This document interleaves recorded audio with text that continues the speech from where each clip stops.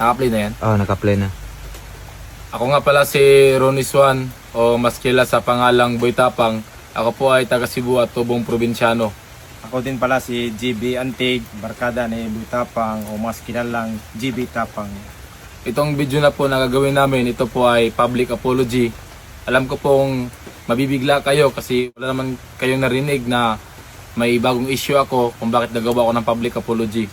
Itong video na po ay tungkol sa nakarang issue ko sa ex-girlfriend ko na si Cherilyn Gonzaga o mas kilala sa pangalang Cherry White.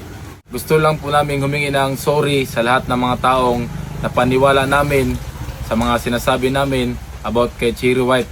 Lahat po ng sinabi ko dati about kay Cherry White, lahat ng po yun ay dala lang po ng galit, dala lang po ng emotion dahil sa mga nagko-comment sa video ko ng mga negatibo. Kaya po ako ay nadala ng galit, kaya naggawa-gawa ako ng mga kwento about kay Cherry White, mga hindi maganda. Kaya ngayon, babawiin ko po yung mga lahat ng sinabi ko about kay Cherry White. Na sinabi ko doon na si Cherry White ay poker. Yun po ay dala lang po akin ng emosyon at galit. Kaya nasabi ko po yun. Tapos si Cherry White, lahat ng mga bag niya, mga sasakyan niya, galing sa lolo niya o sugar daddy, yun po ay gawa-gawa ko lamang. Tapos yung sinabihan ko siya na yung magulang ni Cherry White ay mga adik, yun po ay hindi totoo. Sinabi ko lang po yun dahil galit na po ang time na yun. Tapos yung sinabi ko na si Cherry White ay mamatayang tao, hindi po yun totoo. Tapos si Cherry White ay malandi, yun po ay lahat po ay hindi po totoo. Nasabi ko lang po yun dahil yun nga, na galit ako sa nangyayari sa aming dalawa. Kasi nung time na yun, hindi ko matanggap sa sarili ko na gano'n nangyari sa amin. Tapos nadala ako sa pagmamahal. Sobrang nagpagmamahal ako sa kanya.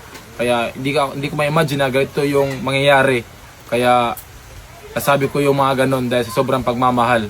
Naniniwala po ako na meron po akong kabutihan na natitira sa sarili ko. Dahil ako po ay pinalaki ng aking magulang na may tamang respeto. At yun po ay nawalan ako ng respeto sa sarili ko dahil po sa pangyayari. Tanggap ko naman na ako ay nagkamali nung panahon na yun. Kahit i-bash nyo naman ako ngayon, anong sasabihin nyo, okay lang kasi tanggap namin na nagkamali kami. Importante, yung pagkakamali namin ay natutunan namin at hindi na uulitin pa.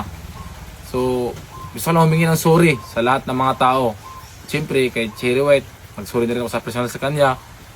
So, ulitin ko dito, pasensya na Cherry White, sorry talaga sa nangyari sa atin. At yun lang, itong sinasabi ko, lahat po yun ang sinabi ko about kay Cherry White. Na ganun, yun po ay hindi po totoo. Yun po ay dala lang po ng galit at emosyon. Kaya yung tropa ko nadamay kasi nung nag-live ako, sinama ko siya sa live. Ano yung sinabi mo? Gusto ko rin humingi ng tawad sa iyo, Miss Chi, at sa mga taong bayan na napaniwala ko na sinabi ko na ikaw ay may lolo.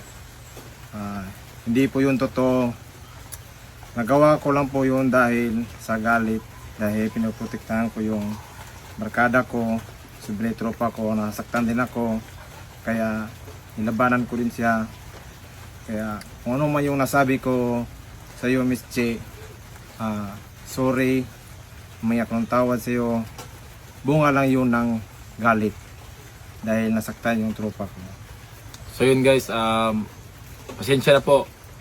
At alam kong matagal na yung pangyayari, pero yun po ay naniniwala pa ako na itong video na to ay nakakatulong kay Cherry White at sa amin na linisin yung mga sinasabi namin dahil yun po ay hindi totoo at dahil po ng galit namin at yun kami ay nagkakamali, tanggap po namin. So maraming salamat po, sana po ay naintindihan nyo at maunawaan nyo.